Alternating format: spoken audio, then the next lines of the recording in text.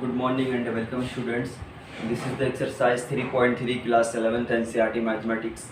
In previous two videos which I had sent you, there are too many formulas and lot of techniques to remember the formulas. But it is very easy to remember all that formulas that you have to solve questions more and more.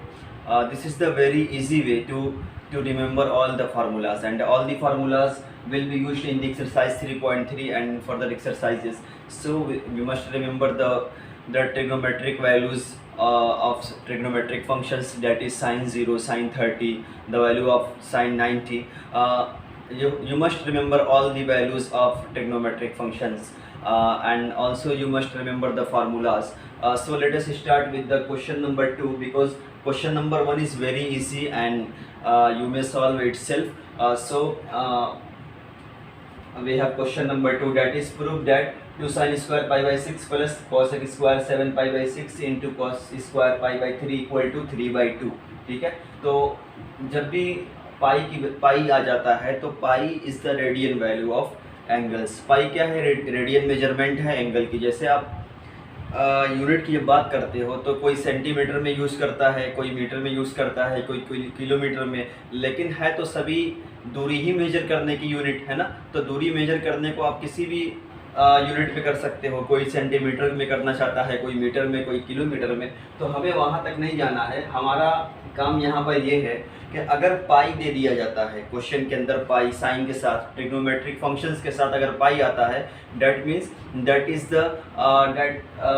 The radian measurement of the angle. ठीक है, इस radian को हम degree में convert कर सकते हैं. Radian की वैल्यू हमारी जो है यहाँ पर, पाई की वैल्यू क्या होती है? 180 डिग्री होती है. तो सबसे जो पहली चीज़ है, देखो यहाँ पे, तो अगर हम इसको जो है थोड़ा सा कन्वर्ट करना चाहें, देखो LHS क्या है हमारा? 2 sine square pi by 6 plus cosec square 7 pi by 6 into cos square pi by 3. ठीक है, ये है. तो अब इसको आप थोड़ा सा डिग्री में कन्वर्ट कर लो अपनी आसानी के लिए. तो जैसे ही हम डिग्री में कन्वर्ट करेंगे तो ये पाई की वैल्यू हमने बताया 180 डिग्री होती है. 180 डिग्री को 6 से डिवाइड किया जाएगा तो 30 डिग्री हो जाएगा. ठीक है, और इसकी वैल्यू क्या आएगी? कॉसेक स्क्वायर, इसको अभी फिलहाल आप वही रहने दो, 7 पाई बाई 6 ही इसको रखो. ठीक है, इसको हमने 7 पाई बाई 6 रखा, और cos square pi by 3 means cos 60 degree. अब देखो यहाँ पर आपको ये वैल्यू पता है, ये भी पता है, लेकिन थोड़ा सा इसका मसला हो रहा है यहाँ पे. ये थोड़ा सा प्रॉब्लम क्रिएट कर रहा है. और ये कैसे निकलेगा? देखो, इसको मैं अलग से निकाल करके बता रहा हूँ. ये है हमारा cosec square 7 pi by 6. Cosec square 7 pi by 6, यानी कि आप इसको लिख सकते हो ना इस तरीके से. ये हमारा क्या है? कॉसेक 7 पाई बाई 6 का होल स्क्वायर, यानी कि हम स्क्वायर को ऐसे लिख सकते हैं. ठीक है, अब ये बताओ कि कॉसेक किसका इनवर्स होता है? साइन का. तो इसको मैं लिख सकता हूँ कि 1 में साइन 7 पाई बाई 6 का स्क्वायर. कोई फर्क नहीं पड़ने वाला है, क्योंकि हमने इसी चीज़ को इनवर्स में लिख दिया है. अगर आपको ये वैल्यू पता चल जाए तो फिर मुझे इसको सॉल्व करने में कोई दिक्कत नहीं होगी. थोड़ी देर के लिए भूल जाओ कि ये अपॉन में था.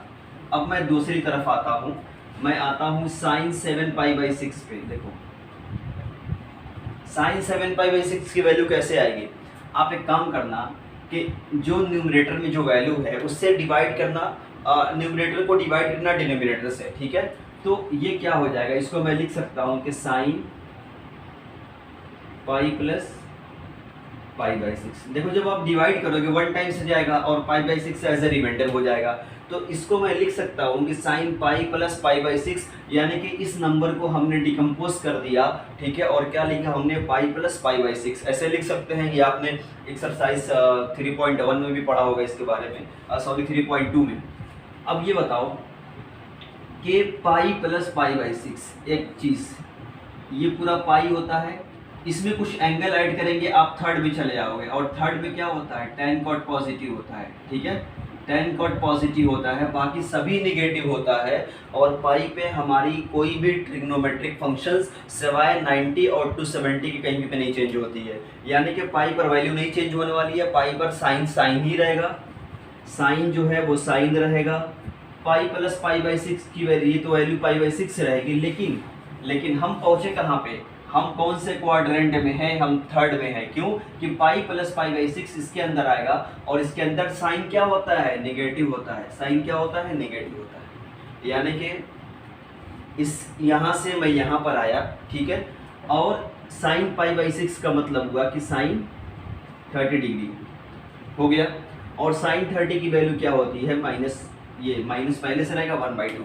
यानी कि मैंने यहाँ तक इसलिए गया ताकि इसकी वैल्यू उठा करके मैं यहाँ पे पुट कर सकूँ। अब ये बताओ, साइन 7 पाई बाई सिक्स की वैल्यू क्या आई, -1/2, तो मैंने यहाँ रख दिया -1/2, लेकिन ये तो स्क्वायर है, ठीक है।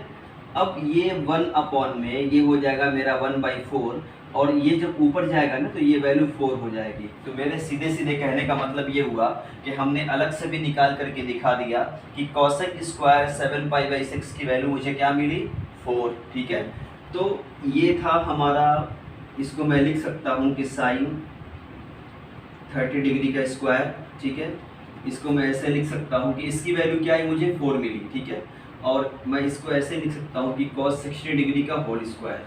अब देखो 2 इंटू इसकी वैल्यू क्या होती है, 1/2, तो 1/2 होल स्क्वायर हो जाएगा। ये हमारा 4 पहले से था, cos 60 की वैल्यू भी 1/2 होती है, तो ये भी हमारा स्क्वायर हो जाएगा, ठीक है। तो अब 2 into 1/4 plus 4 into 1/4, that means this is cancel out, और ये हमारा जो है 1/2 प्लस 1, 1/2 प्लस 1 की वैल्यू क्या आएगी, 3/2, which is equal to right hand side, ठीक है। तो बहुत ही आसानी से हमारा जो क्वेश्चन है, बस एक चीज़ हमको दिक्कत हुई थी यहाँ तक, तो जब भी इन्वर्स फंक्शन दिया हो, चाहे वो साइन का हो, चाहे कॉस का हो, चाहे टेन का हो, तो सबसे पहले उसका जो है हम इन्वर्स ना करके उसको पहले सीधे हम करेंगे, ठीक है। अगर कॉसेक दिया है तो हम साइन में लाएंगे, क्योंकि कभी कभी इंसान भूल जाता है कि कॉसेक 30 की वैल्यू क्या है, कॉसेक 60 की वैल्यू क्या है। तो कॉसेक ना करके आप साइन कर दो ना, तो जब साइन की जो वैल्यू आएगी उसका इन्वर्स कर दो। जैसे मेरी साइन की वैल्यू क्या आई थी, 1/4, मैंने इसका इन्वर्स कर दिया, आप पहुंच गए 4 पे, ठीक है। तो कहने का मतलब वही हुआ कि आप जो है ना, कि सबसे पहले क्या करना कि जो भी इन्वर्स फंक्शन दिया हो उसको सीधे लिखना, सीधे लिखने के बाद ये देखना कि कौन से क्वाड्रेंट में लाई कर रहा है, and that is the very important thing, ठीक है। अगर यहाँ पे गलती होती है फिर आप आपका क्वेश्चन ही गलत हो जाएगा। तो ये था हमारा क्वेश्चन नंबर 2, और बिल्कुल ऐसा ही है क्वेश्चन नंबर 3, 4, ठीक है। जो इससे डिफरेंट है वो मैं करवा देता हूँ।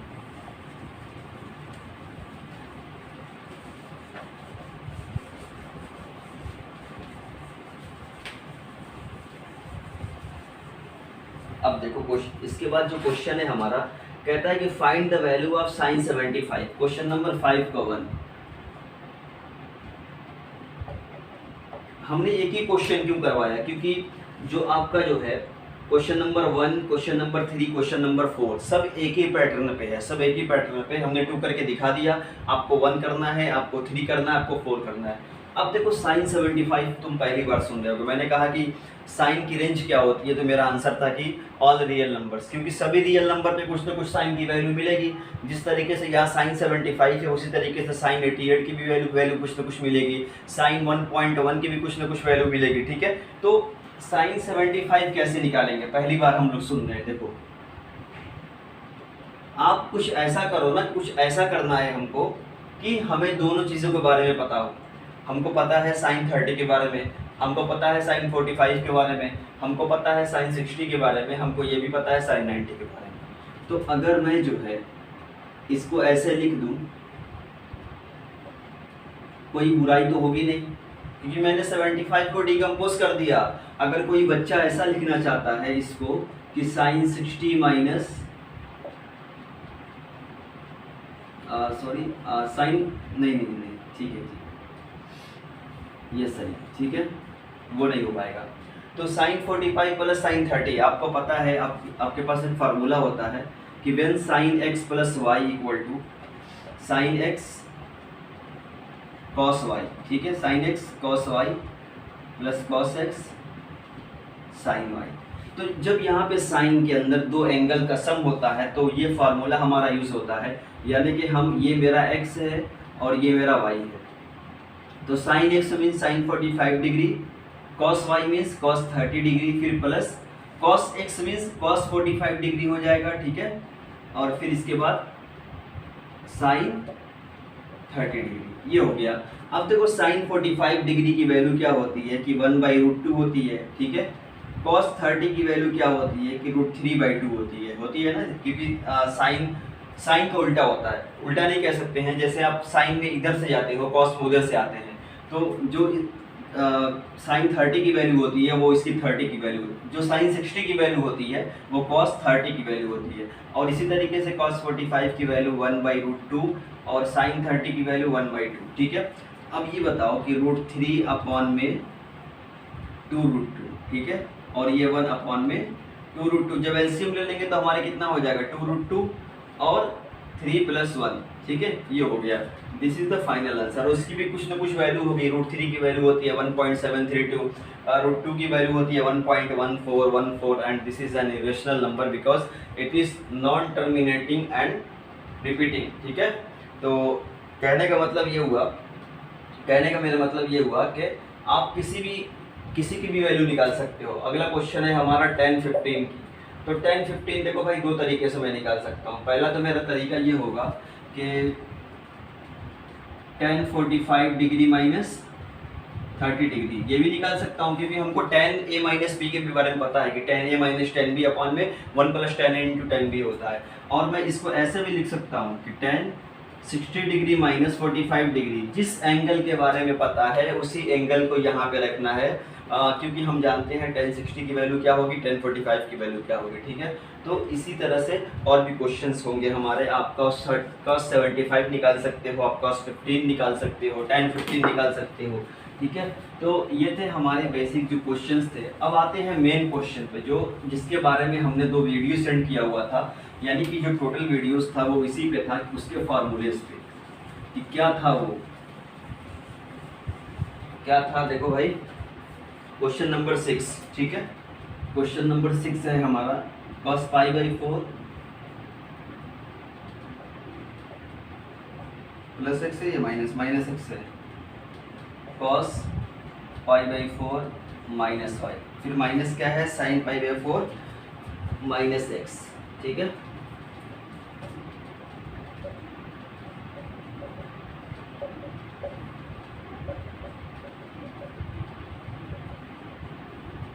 इसके इक्वल क्या प्रूफ करना है, इसको प्रूफ करना है sin x + y के। देखो, प्रूफ करने में हमेशा देखा जाता है आसानी किधर से है, इधर से आसानी है, तो मैंने ले लिया कि लेफ्ट हैंड साइड। कभी कभी क्या होता है ना कि दोनों तरफ का प्रूफ करके दिखाना पड़ता है, कुछ वैल्यू इसकी आएगी, कुछ वैल्यू इसकी आएगी, जहाँ पर दोनों वैल्यू सेम हो जाएंगी हम कहेंगे कि हेंस LHS = RHS, ठीक है। तो ये हमारा जो था cos π/4 minus x, cos π/4 minus y, फिर माइनस क्या था sin π/4 minus x, sin π/4 minus y। अब एक चीज़ मुझे ये बताओ, थोड़ा सा गौर करना होता है। मैथमेटिक्स जो है ना वो सिर्फ लिखने से नहीं समझ में आने वाली है। मैथमेटिक्स जो है वो एक विजुअलाइजेशन होता है, विजुअलाइज करना होता है, चीज़ों को गौर करना होता है, पढ़ना होता है कि क्वेश्चन के अंदर क्या क्या छिपा हुआ है, उस क्वेश्चन को बाहर निकालना होता है। तो एक पैटर्न मैथमेटिक्स में ऑफनली जो है एक पैटर्न होता है। अगर आप उस पैटर्न को पहचान गए कि पैटर्न क्या है, फिर तो आपको मैथमेटिक्स तकरीबन जो है 60% आने लगे, ठीक है। तो एक पैटर्न आपको दिख रहा है, इसके अंदर पैटर्न आपको क्या दिख रहा है, सबसे पहले तो आपको दिख रहा है कि cos एक जगह है, sin भी एक जगह है, यानी कहीं ना कहीं इसके अंदर cos का यूज़ होने वाला है, ठीक है। कहीं ना कहीं इसके अंदर cos का यूज़ होने वाला है, क्योंकि cos x + y मुझे क्या देता है, cos x × cos y minus sin x × sin y मुझे यही देता है। लेकिन उसके अलावा भी एक चीज़ ये बताओ कि ये चीज़ और ये चीज़ दोनों में सेम है, ठीक है। ये चीज़ और ये चीज़ ये दोनों में सेम है। तो अगर मैं इसको मान लूँ कि let π/4 minus x = a and π/4 minus y = what, = b, ठीक है। अगर मैं इसको मान लूँ तो भाई कोई बुराई नहीं है, लेकिन हमारा काम और आसान हो जाएगा। तो अब ये बताओ कि जब हमने इसको a और b मान लिया तो cos ये हो जाएगा cos a cos b minus sin a sin b. अब मुझे बताने की ज़रूरत नहीं है कि ये किस चीज़ का फार्मूला है, कॉस ए कॉस बी। आप वो एक जो वीडियो हमने भेजा था उसमें आपने पढ़ा भी होगा कि ये जो है कॉस में क्या होता है कि कॉस में डबलेट होता है और अपोजिट ट्रिग्नोमेट्रिक अपोजिट साइन होता है ना। इसका एक शॉर्ट फॉर्म था कि CDO, यानी कि कॉस में डबलेट मतलब दोनों बार में कॉस आएगा। अपोजिट मतलब अगर ये कॉस x प्लस वाई है तो यहाँ पे निगेटिव होगा, यानी कि ये किसका फार्मूला है भाई, ये हमारा कॉस a प्लस बी का फार्मूला है। क्योंकि कॉस में क्या है कि ये डबलेट है, ये हमारा पॉजिटिव साइन है, तो इसको एक्सपेंड करने पे यहाँ पे नेगेटिव आएगा, इसीलिए अपोजिट CDO कहा जाता है। ठीक है, अब ये बताओ कि हमने जो है a को क्या माना हुआ था, हमने a को माना हुआ था π/4 प्लस x, हमने b को माना हुआ था π/4 माइनस x और प्लस π/4 माइनस y। ठीक है, यहाँ प्लस है, ये हो गया। तो अब ये बताओ कि cos π/4 प्लस π/4 यानी कि 45 प्लस 45 कितना हो जाएगा, π/2, और ये दोनों माइनस में है। तो आप एक काम करना कि इसका माइनस जो है ना कि इसको नेगेटिव ले लेना और ये दोनों जो है इसके अंदर पॉजिटिव में आ जाएगा। ठीक है, अब थोड़ा सा ध्यान दो, कौन से क्वाड्रेंट में आएगा, π/2 माइनस समथिंग इसी में आएगा। π/2 मतलब 90 माइनस समथिंग इसी के अंदर आएगा, और इसके अंदर क्या होता है, ऑल पॉजिटिव मीन्स इसके साइन पर जाने की जरूरत नहीं है, वो पॉजिटिव मिलेगा। अब क्या cos π/2 पे चेंज होता है, नहीं होता है, बिल्कुल होता है ना। cos किस में चेंज होता है, साइन में, तो साइन में चेंज होता है और इसका एंगल क्या है, x प्लस वाई तो है। मिल गया भाई, क्या मिला, राइट हैंड साइड। ठीक है, बहुत ही आसान तरीके से और बहुत ही आसान सवाल भी था ये, तो ये हमको मिल गया। इसके अलावा क्वेश्चन नंबर 8, क्वेश्चन नंबर हमारा 7 जो है बहुत आसान है, tan a प्लस बी का फार्मूला यूज करके एक्सपेंड करना है।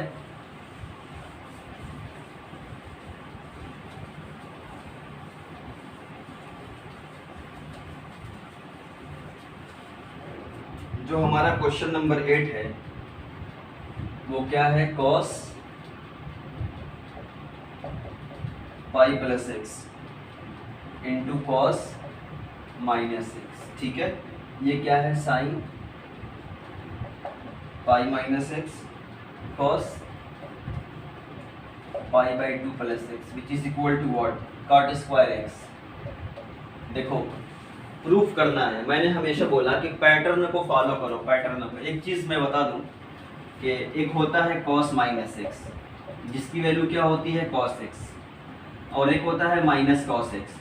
तो मेरे भाई ये और ये सेम नहीं है। ठीक है, ये दोनों अलग है, यहाँ पे एंगल निगेटिव है और यहाँ पे पूरी की पूरी वैल्यू निगेटिव है। आप ऐसा समझो कि cos 45 की वैल्यू, cos माइनस 45 डिग्री की वैल्यू क्या होगी, cos 45 डिग्री हो जाएगी, और ये 1/√2, और माइनस cos 45 डिग्री की वैल्यू क्या होगी, ये होगी माइनस 1/√2। तो ये और ये फर्क हुआ ना, तो ये चीज़ फर्क है, इससे बहुत बड़ा डिफरेंस है, इस चीज़ को समझना। ये cos एंगल निगेटिव है तो cos माइनस एक्स क्या होता है, ये पॉजिटिव दे देता है, लेकिन माइनस cos एक्स कभी पॉजिटिव नहीं देगा, इस चीज़ को ध्यान में रखना। ठीक है, अब देखो मुझे लगा कि लेफ्ट हैंड साइड लेना चाहिए। ठीक है, तो हमने लिया cos pi plus x cos minus x.